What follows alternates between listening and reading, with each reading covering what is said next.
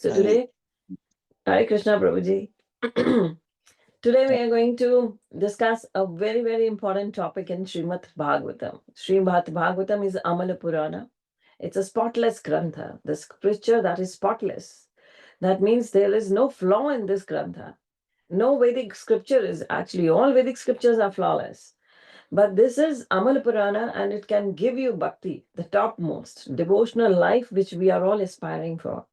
So today is a very important topic from Canto 5 of Srimad Bhagavatam. It talks of the Rishabhadev's teachings. Who is Rishabhadev? He's Supreme Lord himself. He gives teachings to his 100 sons.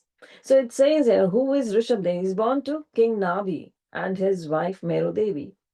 They performed a very special yajna, a grand yajna, and they wanted a son like Krishna himself, God himself. And he says there is no one like him, but he himself can be. He appeared there in their household as their son. And he was named Rishabdev. Rishabh means the best or the chief, that he's the greatest example of spiritual life.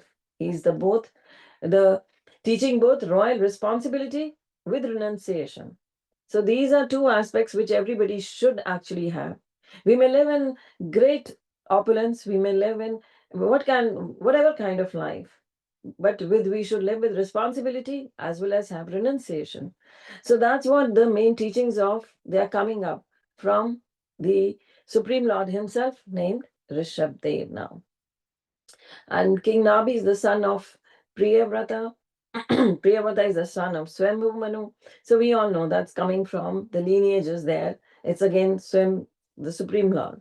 So the King Nabi was actually a monarch, but it was through bhakti devotional service that he pleased the Lord.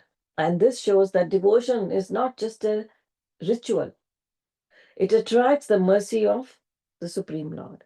Devotional life is the only way with which we can actually attract the Supreme Lord. There is no other way that can attract the Supreme Lord. So we are very fortunate that we have come in the lineage where Rupa Goswami has given us so much of knowledge about devotional life.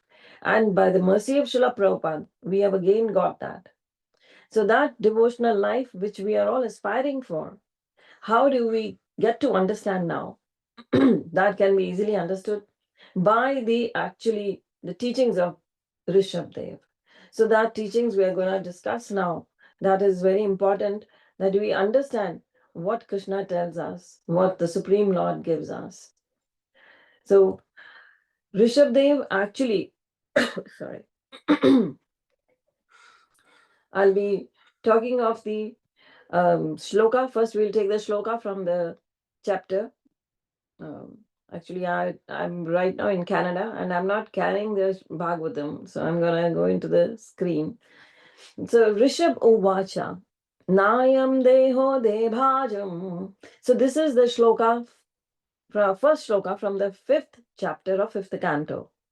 So here it says, Rishab Uvacha, Nayam Deho Debhajam Riloke, Kashtan Kaman Herte Vid Bujamaye, Tapo Divyam Putraka Yena Satvam, Shuddhayeta Yasmat Brahma Sokyam To Anantam.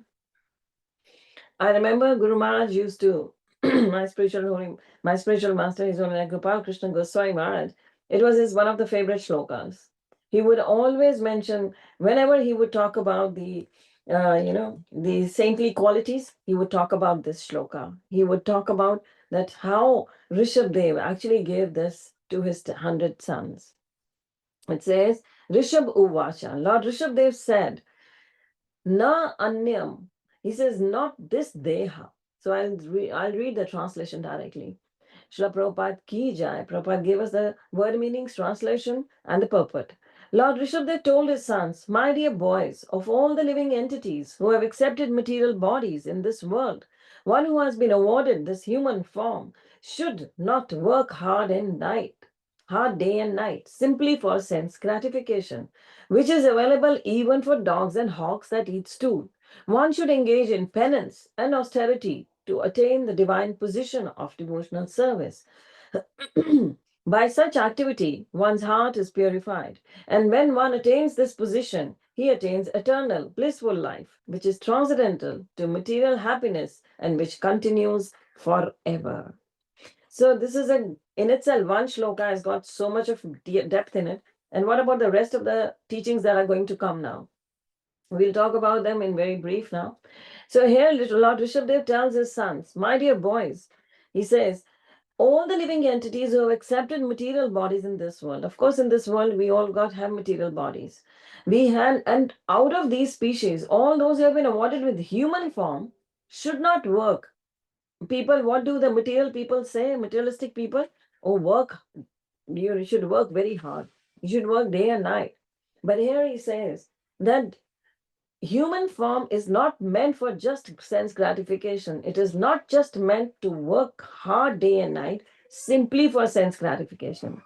And this sense gratification is easily available for dogs and hogs. Even dogs and hogs, they actually gratify their senses.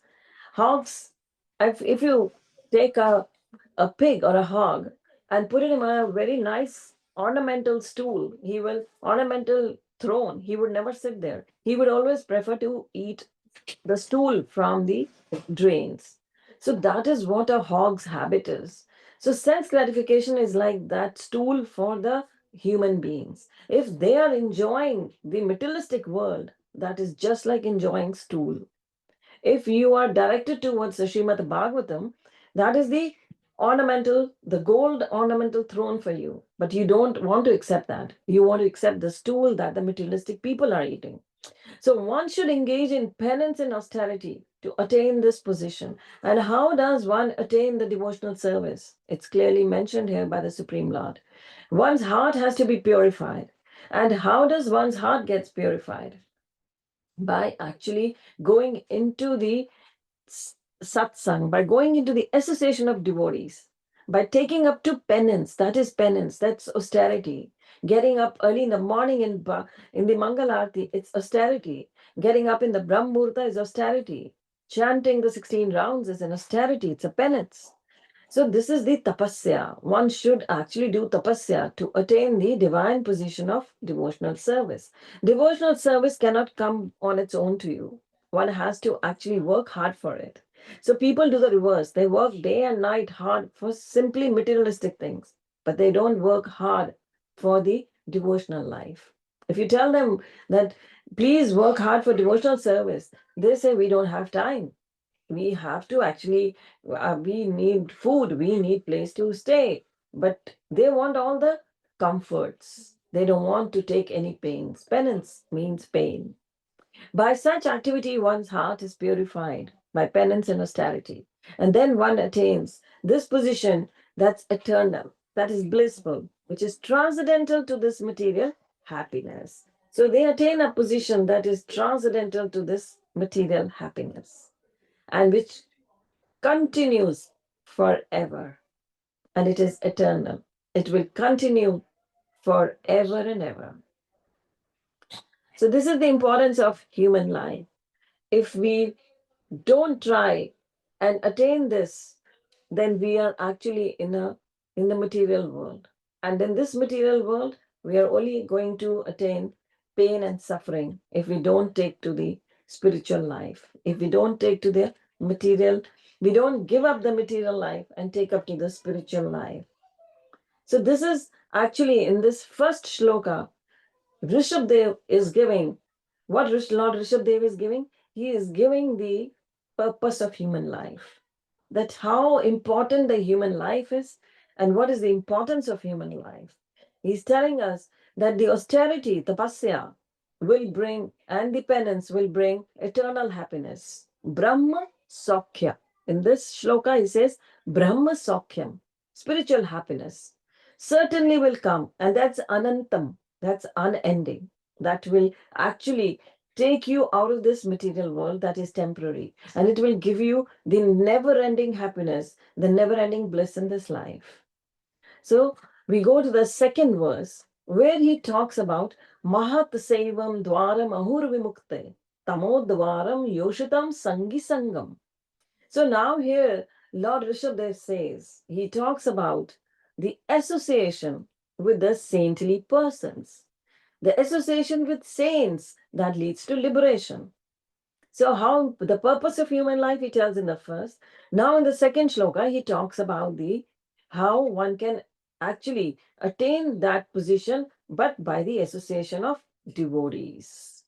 So, Mahatasevam Dwaram, Mahatasevam, Mahatmas, serve the Mahatmas, those who are actually advanced.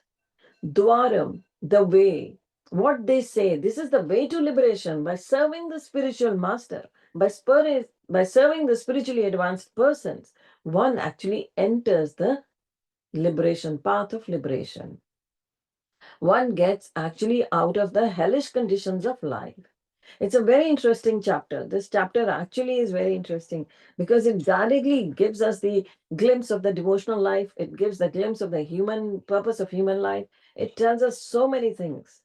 So, serving the great souls opens the door to liberation. The second shloka actually talks about that. But the bad associations, what happens when you have actually the association of those persons, those who are materially actually they are materially engaged, they are engaged into sense gratification, that leads to what? That leads to bondage. That's what here Lord Rishabdev talks about, that leads to bondage. So we don't want to be bound to this material world. We want to go out of, those who actually want to go out of this material world, those who understand that this material world is nothing but just a hellish condition. So they want to go out of it. So those who want to go out of it, what they do, they take the association of the spiritually advanced devotees. They take the association of sadhu sangha. They take, and that is what Prabhupada gave. When he opened these so many temples of ISKCON all over the world, he gave the place, the call, where you can associate with devotees, where you get a chance to advance spiritually. So those who don't want to get association of devotees, they are bound to fall into the material world. They will remain in bondage. So we go to the third shloka now.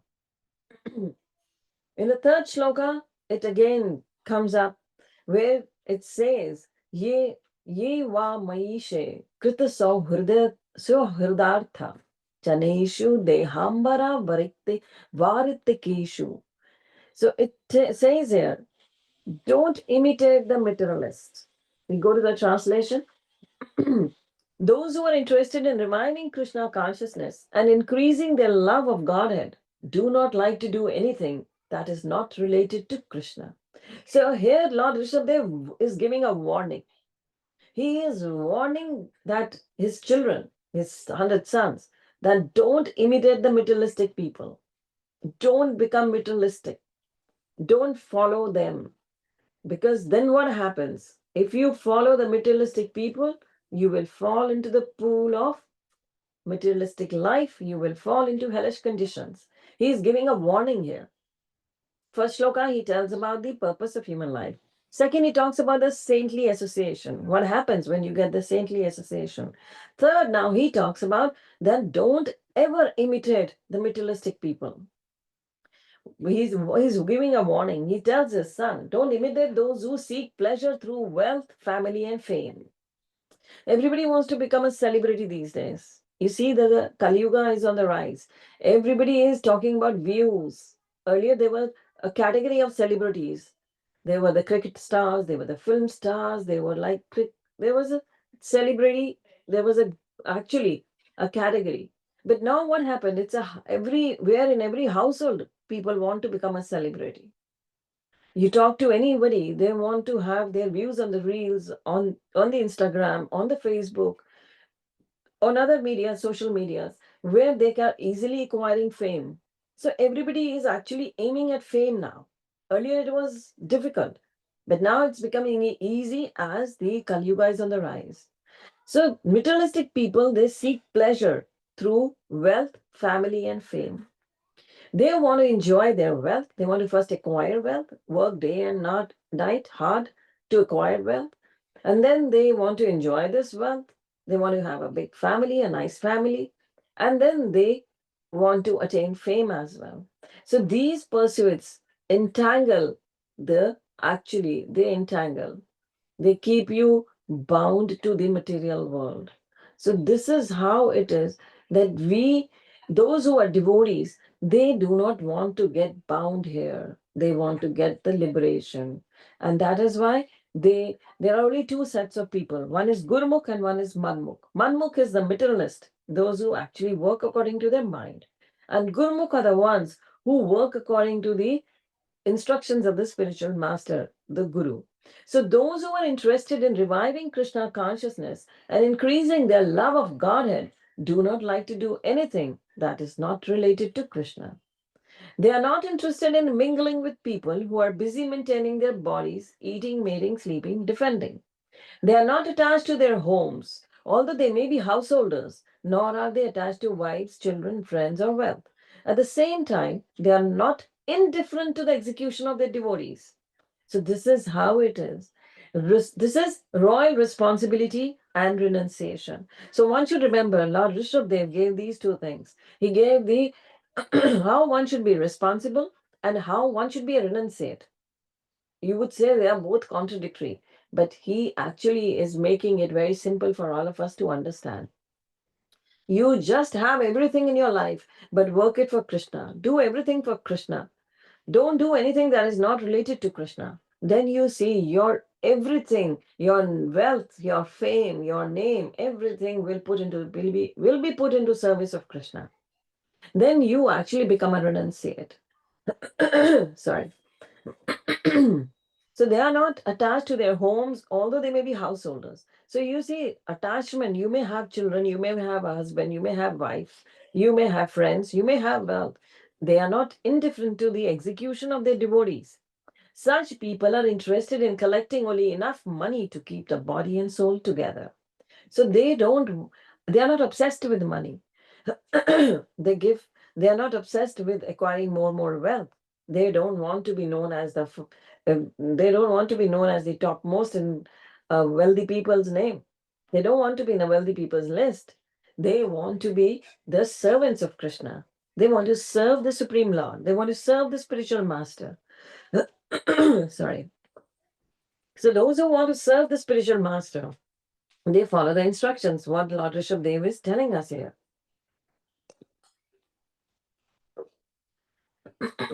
and, this, and one has to be very careful in executing his duties as well. So one should not run away from the duties. But in fact, those who become devotees, they actually do their duties in the best capability. That's it. They are the best parents, they are the best husbands, they are the best wives, they are the best children. If you become a devotee, you actually acquire the best of the things. So we are very fortunate that Srila Prabhupada gave us the right guidance. This right guidance actually is needed. Without the right guidance, one cannot acquire liberation. One has to be under the guidance of a spiritual master to acquire the path of liberation and reach the goal of life. The goal of life is going back to Godhead. So that is only possible if we are surrendered to the instructions of the spiritual master. So this is how we'll go to the next shloka, which talks about again is another teaching. So he says, now he talks about we go to the translation. Now here he talks about one ashram dharma, that how you have to perform your duty. First he tells about perform your duty, and you may have everything in this world, but then also put into service of Krishna. Now he says how perform duty according to the one ashram dharma. When a person considers sense gratification the aim of life, he certainly becomes mad after materialistic life and engages in all kind of sinful activity. He does not know that due to his past misdeeds, he has already received a body, which although temporary is the cause of his misery. So you see, because of our misdeeds, past misdeeds, we have got this human body. So a materialistic person is, who is a materialistic person? Who is mad after materialistic things. And he performs all kinds of sinful activities. He's ready to do that because he's after sense gratification. And we have acquired this human form We should remember it always because we actually committed some past misdeeds. And that is why we got this temporary form. And this is the cause of misery. Actually, the living entity should not have taken on a material body, but he has been awarded the material body for sense gratification. Therefore, I think it not befitting an intelligent man to involve himself again in the activities of sense gratification, by which he perpetually gets material bodies one after the another. So we have acquired this material body because of our past misdeeds. Now again the cycle will go on. If again we fall into sense gratification with this material body and do not do what is needed, required of this material body, we will be actually falling into this cycle of birth and death again and again, again and again. We will be acquiring the again and again we will be acquiring the human form of the bodies, whether it is a human form or whether it's the lower species. We will be coming again and again unless we go out of this cycle of birth and death. That can happen only with the devotional life. When one has acquired devotional life, then only one can go out of the cycle of birth and death. So follow the Varnashram Dharma. Prabhupada talks about it, that if we go to the purport, please you can put it on the purport. Yeah. It says here, begging, borrowing, and stealing to live for sense gratification is condemned in this verse because such consciousness leads one to dark, hellish conditions. The four sinful activities are illicit sex, meat eating, intoxication, gambling. So these are the means by which one gets another material body that is full of miseries. So one should actually go ahead for the liberation. And how that liberation happens, we'll now go for the another shloka. The next one we go. This talks about the spiritual values. Please go to the translation. Yeah. As long as one does not inquire about the spiritual values, one is defeated and subjected to miseries. So, here in these coming shloka, this shloka particularly, he explains that the soul is actually distinct from the body. Soul is not actually the body, it's different, it's distinct. Lord Rishabh talks about karma. So if a person is engaged in any kind of karma, his mind is called karmatmaka, colored with fruitative activity. As long as mind is impure, consciousness is unclear, and as long as one is absorbed in fruitative activity, he has to accept a material body. So Prabhupada talks about it that the speculative knowledge and pious activities do not solve the problems of material life. So people actually are madmuk. They are speculators. So when you speculate, then you will not attain the liberation. Never in your life you will come across the path of liberation. Speculative activities take you down into the dungeons of hellish life, material life again and again. So, and even if you commit pious activities, then also the material life, the problem of material life is not solved because the pious activities will take you to heavens. But then again, when your credit in the heaven is diminished, it's over. You will be thrown back into the clutches of Maya again on the material world, the Mrityu Loka. So one should be inquisitive to understand the spiritual position. So this explains that the soul is in the body, it is distinct from it, just like a person may ride a vehicle, but he is not the vehicle himself. So it says here, as long as one is absorbed in fruitative activity, he has to accept a material body. So you attain this human body, it's a vehicle. This vehicle is actually required to take the soul back to Godhead. The soul wants to go back to Godhead. That is why she attained this vehicle called body. But then we thought this body we have got to enjoy the material things. And we forgot what the real karma was. So now here, Rishabhadevji is telling that the soul is distinct from body. He's giving the knowledge of Bhagavad Gita. Actually, Bhagavad Gita is the principle. It has to come. Again and again, it will pop up in Bhagavatam. Because the Bhagavatam is actually laid on the principles of Bhagavad Gita. So here it's these shlokas are very important. We have till these 6, 7 shlokas, the early part of this chapter, he talks about all these things. We go to the next shloka now. Yeah. The Preet, it says here, the eva manah karma vasamam. We go for the translation. When the living entity is covered by the mode of ignorance, he does not understand the individual living being and the supreme living being, and his mind is subjugated by fruitative activity. Therefore, until one has love for Lord Vasudeva, who is none other than myself, he is certainly not delivered from having to accept a material body again and again. So now he says what? He's telling us the mind is the root cause. The mind is the root cause of bondage. So, mode of ignorance, and his mind is subjugated to the fruitive activity. When the mind, living entity, is covered by mode of ignorance, he does not understand the living individual living being. He does not understand the soul. He does not understand the super soul. He doesn't understand the mind that is controlled by sakam karma, fruitive activity. Therefore, until one has love for Vasudev, until you actually, by chanting, that is why it says, Ado Shraddha, Tado Sadhu Sang, Tada Bhajana Kriya. First is the Shraddha, little bit of faith. We are not saying you should have great faith, a little bit of just faith. So, when you have little bit of faith, you are actually directed to the Sadhu Sangha. So that is the association of pure devotees or the association of devotees. You go into the association of devotees and you start the bhajana kriya. You start chanting.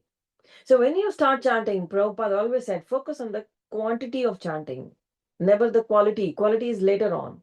Of course, the quality has to be the best one.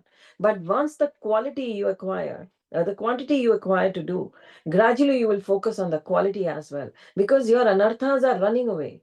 You are chanting 16 rounds. Out of these 16 rounds, at least once you would chant sincerely.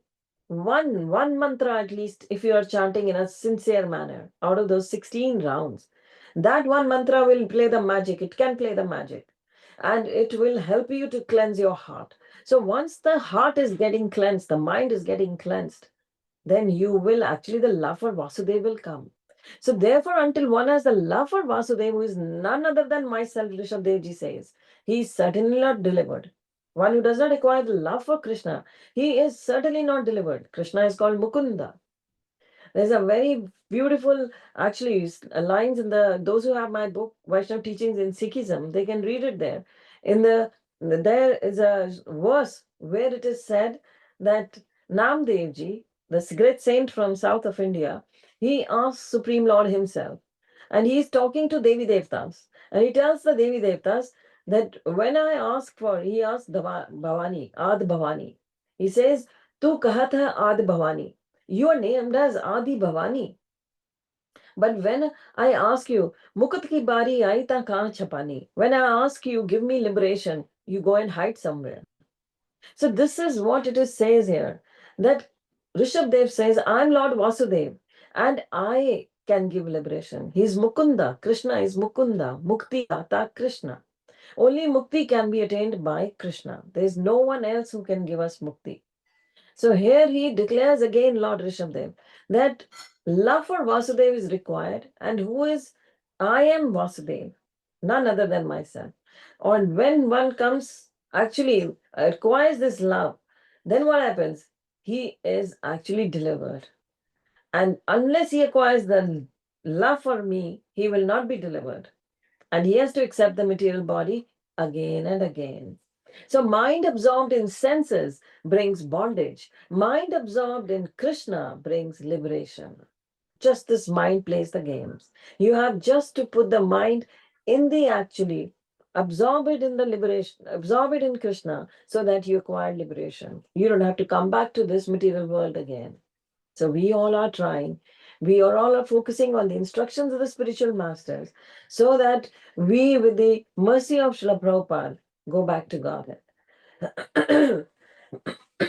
Sorry. The next shloka we will go. Sorry. So it says here, 5.5.7. The translation says clearly that surrender to the Supreme Lord is the most important thing. Even though one may be very learned and wise, he is mad if he does not understand that the endeavor for sense gratification is a useless waste of time. Being forgetful of his own interest, he tries to be happy in the material world, centering his interest around his home, which is based on sexual intercourse and which brings him all kinds of material miseries. In this way, one is no better than a foolish animal. So here, Lord Rishabdev is clearly telling them that the material life, the household life where the Supreme Lord has no place, where the Supreme Lord is not worshipped, where the Supreme Lord is not chanted, his name is not chanted, then that household life becomes what? It is no more than a place for an animal to dwell. It's a place where an animals are dwelling. So we want to be actually there is only two kind of people. One are, it says in the human form also they are animals, and the other are devotees. So when you acquire a human form even and you are just endeavoring for sense gratification, oh I earn money and then I spend money on sense gratification, then this is just actually he says whether you may be one very learned and wise, but if he is endeavoring only for money and sense gratification, it's just useless waste of time, and he's just like a foolish animal. So we don't want to be known as that. This human form of life is meant to surrender to the Supreme Lord. We have got this human form of life to actually attain the Supreme Lord, to attain mukti, to attain liberation. So this is the real liberation is attained by surrendering to the Supreme Lord. And those who are not, this actually the Guru Granth Sahib says again, those who are actually not liberated while alive, how will they get liberation after death? One has to be actually liberated while alive. So that is what Rishabdev ji is telling. He says, live simply and don't be a slave to the senses. Real liberation is attained by actually surrendering to Lord Vasudev. Lord Vasudev is the well-wisher of all living beings and the shelter of all the paths. And Rishabdev is urging his sons to lead a simple, self-controlled life and not fall victim to pride, lust, and greed. That's the clear message he's giving. So, in these early few shlokas, he is telling us to perform tapasya that purifies the soul. And he says, take good association of the devotees that will lead to liberation. Go for detachment, avoid material entanglement, and follow the path of dharma. And dharma is act according to the nature of the Supreme Lord. The words of the Supreme Lord, the instructions of the spiritual master, who is a bona fide spiritual master who is coming from disciplic succession. And surrender is the goal of life. Surrender to Vasudev is the goal of life. These are all instructions are being given by Lord Rishabdev to his sons, and they are actually a message for all of us. So that is why Bhagavatam is very important for us, because it is the Granth of Bhakti. So if we want unalloyed devotion, it says in the purport right before your eyes, it says, Anya Abhilashata Shunyam Jnana Karmadi Anavritam. To be an unalloyed devotee, one must be free from all material desires and untouched by fruitive activity and speculative knowledge. On the lower platform, one may sometimes be interested in philosophical speculation with a tinge of devotion. However, at the stage, one is still interested in sense gratification and is contaminated by modes of material nature. So earlier, you may be contaminated by modes of material nature. You may be interested in sense gratification. The influence of Maya is so strong that even a person advanced in knowledge actually forgets Krishna, that he is Krishna's eternal servant. Therefore, remains satisfied in his household life, which is centered around sexual intercourse. So one should be actually given for the service to the Supreme Lord, to become an unalloyed devotee. We should be free from all material desires, should be untouched by sakama karma. One should be untouched by sakama karma and speculative knowledge. Just follow the scriptures, follow the knowledge of the scriptures. That's important for a human life. So that is why we have got this human life to attain the Supreme Lord. That is the only purpose of this human form of life. Hare Krishna. So I can take question answers now. My throat is not that great. Um, yes. Thank you so much, Mataji, for your class. Again, we're very graced to have you today. But just with your permission, could I make a few announcements before question answer? Right.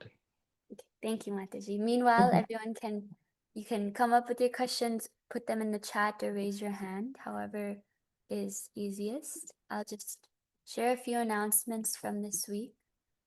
So this is our ISKCON of Bergen website. Um, as today was Her Grace Radhika Kripa Mataji's class, it's not on here yet, but this Friday we have our weekly Friday Bhakti Rickshaws every Friday, 7:30 to 9:30 p.m. If you're not yet connected, please do reach out, access our website, and we can get you connected. Every day there's Bhagavad Gita reading, 12 to 12:15. Daily morning japa, 6 to 8 a.m. And we have many other resources on our ISKCON Bergen website, such as the ISKCON calendar. This Friday is Nirjala Ekadashi, so that is also on the website. Please do make sure to observe as possible, and the Paran time will be updated here as well. This Saturday is our ISKCON Bergen County picnic. We have some weather concerns, so just stay updated with in our WhatsApp group, and we will confirm whether or not it is still occurring. And that's all for this. Thank you again, Mataji, for your class. And at this time, we can take any questions anyone has. You can raise your hand, send it in the chat, send it to any of the hosts. So I have one question here. Yes. It's asking, why does Rsabhadeva discourage sense gratification, even though it may seem natural? See, just repeat it. Why does Rsabhadeva discourage sense gratification, Yeah. even though it may seem natural? Very natural. When you actually sprinkle water on the floor, if you, by mistake, even if you drop a glass of water on the floor, you see the water goes to the lower level. It doesn't go upwards, it goes to the lower level. Why does that happen? It's natural. Because when there is, likewise, a human form of life is like that. If you are given actually an opportunity for sense gratification, if few things are actually thrown in your way that are materialistic, it's bound that you will be carried away by them. It is bound. But this is discouraged. This is totally discouraged. This is just a test going on for you, whether you give in or whether you take up to the devotional life. Because sense gratification and devotional life do not go hand in hand. If you that is why Prabhupada said, transform your lust into love for Krishna. We have lust for materialistic things. These materialistic things will actually take us away from our goal. If a person is actually obsessed with money, he will be working hard day and night and committing all kinds of sins even to acquire money because his goal is to just acquire money, hordes and hordes of money he wants. But if you are actually a devotee, Krishna may actually give you all the opulence like Dhruv Maharaj got all the opulence. He became the ruler of the whole universe. He was the ruler of the whole planet. But then the ruler of the whole planet was not attached to what he had got. He was not attached to sense gratification. Krishna took away all the attachment from him. That is why I said Rishabh Devji is giving us the renunciation part along with the oil. His children, he's giving them the royal responsibility along with renunciation. He's teaching them the lesson of renunciation. So sense gratification is very actually it's it comes your way naturally, but one has to work hard to get away from it. So everything that is put into service of Krishna becomes actually above sense gratification. Krishna is called Rishikesh. He is the actually the controller, the owner of his own senses and our senses. So it is bound that we should serve Krishna. Our senses should serve Krishna, not ourselves. They are meant because we are part and parcel of Krishna. He tells, that's why I said Bhagavad Gita is the foundation. Krishna says there, Mame Muncha Jivaloka Jivabhuta Sanatana. You all are my part and parcel. So being his part and parcel, our only goal is to serve our whole. So our hands, our legs are our part and parcel, but they serve us as a body, as the whole. They serve our body. Likewise, we are Krishna's part and parcel, and we have to serve the Supreme Lord. And we forget and we start serving ourselves. That is sense gratification. Actually, that is sense gratification. I hope that's clear. Mhm. Thank you so much. Any other questions? And raise your hand and ask Mataji directly or send a message in the chat.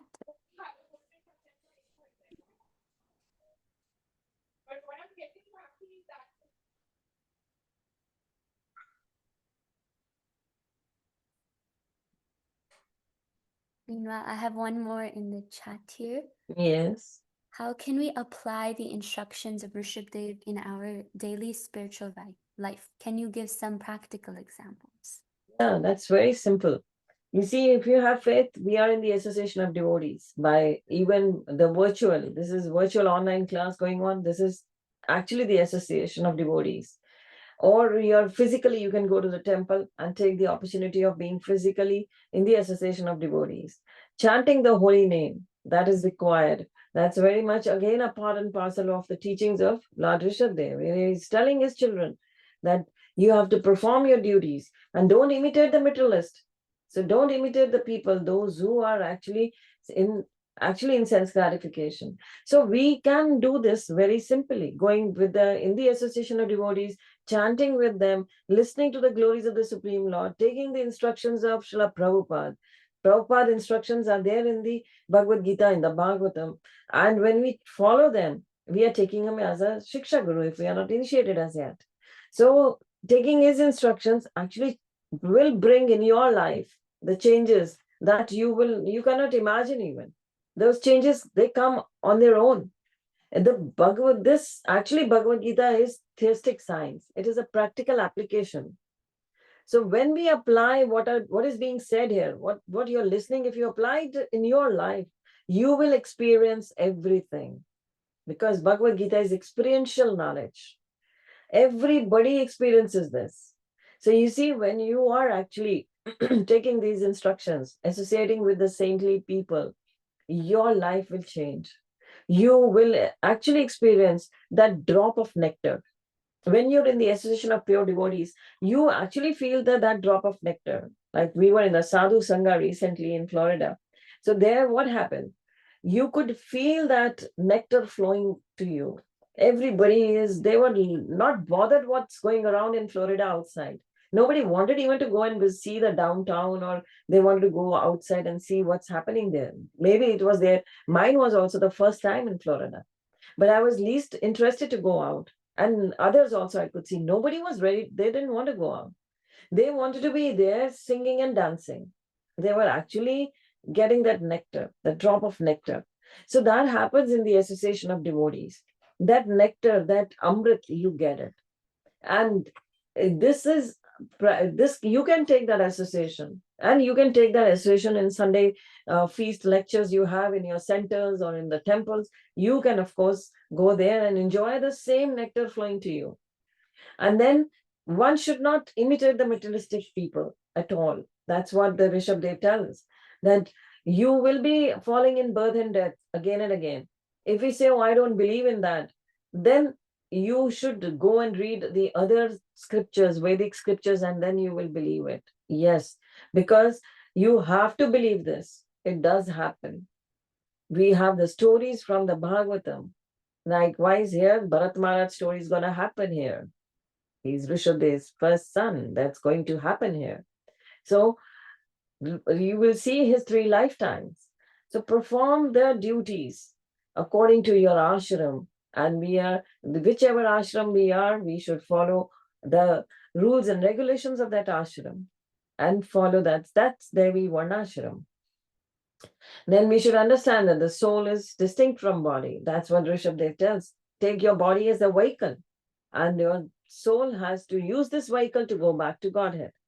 And then mind. He talks about mind. So that's very practical for us. First, we accept, yes, I'm a soul, I'm not the body. And then mind. Mind plays the games. Other day, I gave a lecture. And I was speaking with a New Jersey group, and I told them there was a class on mind we had. Chanting. Actually, the class was on chanting. So the chanting, actually, the mind is main concern with the chanting is. Mind is related to chanting. The more you chant nicely, the more the mind comes under your control. So mind, these days, there are so many mental problems coming up. So why there are these mental problems coming up? Because people are not into the habit of controlling the mind. They let the mind loose. So here Rsabhadeva ji is telling, mind is the root cause of bondage and liberation. In Bhagavad Gita, he tells the same. Make your mind can be your friend and enemy. So befriend your mind. Don't make it your enemy. Befriend it. So when the mind is absorbed in actually senses, it brings bondage. And when this mind is absorbed in Krishna, it brings liberation. So this is how it is, that how you can actually absorb in Krishna's talking and you get a liberation. Actually, you get absorbed in Krishna when you get into the association of devotees. When you go to the association of devotees, you will hear only Krishna, only the talks about Krishna, only his pastimes, his life. There is Naam, Roop, Gun, Leela. So Naam, his name, his Roop, his appearance, and then what he does when he comes. And then his appearance is not material. He's there in his loka as well. He's here, he's everywhere as well. So he talks about this. And then this is very much practically you can experience this. All these, what I'm saying, when you're in the association of devotees, this will happen. Your mind gets absorbed in Krishna. And then the liberation is actually going to happen. Then the ultimate, he says, surrender. That's what the Bhagavad Gita says again. Sarvadharma parityaja mamekam shanam braje. Surrender. Krishna is demanding surrender. He demands surrender. Here Rishabdev says, yes, one has to surrender. One has to surrender to Lord Vasudeva if one really wants to go back. So how do we actually surrender? So the surrender comes when we are actually in the association of devotees and taking the instructions of the spiritual master. Surrender is voluntarily coming. We may not know it even, but we are surrendering. Just follow the instructions. Just do them simply, sincerely follow. Simply, sincerely serve. Triple S. So just be simple and sincere in serving the spiritual master. This is all S, S, S, S. So when you just follow this, then the surrender is another S will come in your life. It will happen naturally. It's very natural process. You don't have to actually force it on you. I'm just telling you, it's from my own experience. You never know it even and you are surrendering. You will never know it that you've already done it. Such a nice thing it is. Because Krishna is demanding it. It has to be very voluntarily. Very good. I can speak hours and hours, but I don't know. We have a lot of time constraint is there. Yes. Very well. We hotel a few more minutes. Are there any other questions? Ma'am Chinnapraji? Hare Krishna, Mataji. Hare Krishna, Danapram. Good thought, as always, and very practical, very much with conviction you spoke, as always. I also wanted to, just no question, but I just also wanted to highlight, because many times people don't know that is Rishabdev, from him is that the Jainism came through Rishabdev, and Srimad Bhagavatam, there is a verse which I'm going to post here from chapter 6, canto 5, where it clearly states how the Jain Dharma came into being. Earlier it was called Arhat, from a king by the name Arhat who followed Rishabdev's teachings or tried to imitate him. And then that's how Jainism came into being. So all the different paths are eventually connected to the Vedic culture. Everything, yeah. He's the first, the Jains take him as the first Tiranthakar, they call him. He's their Tiranthakar. Tirthanakar. Yeah. Tirthankar. Yeah. So he established the Dharma. Yeah. What did she say? Is there any question? I think just unmuted by mistake. Okay. So we end the session or that's it?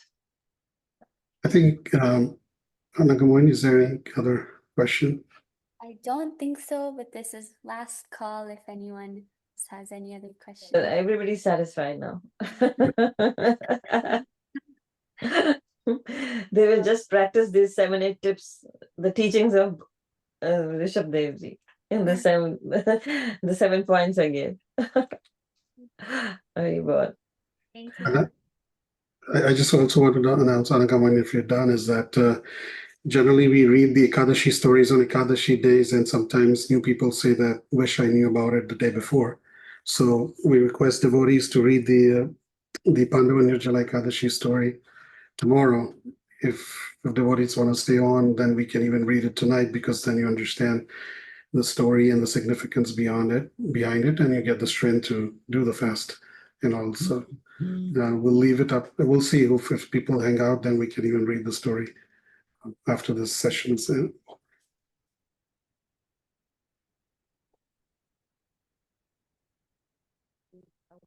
Thank you. Mataji, you're on mute, I think. No. Yeah. So should I leave now, or you're going to read the story now? I'll leave it, and you will be joining in back again later, I believe. We'll stay on and see whoever is there. But yeah, Panangaman, you can do the closing. I think that's all, Mataji. Thank you again so much for your class. It was very practical and applicable. Thank you. Thank you very much for inviting. Thank you,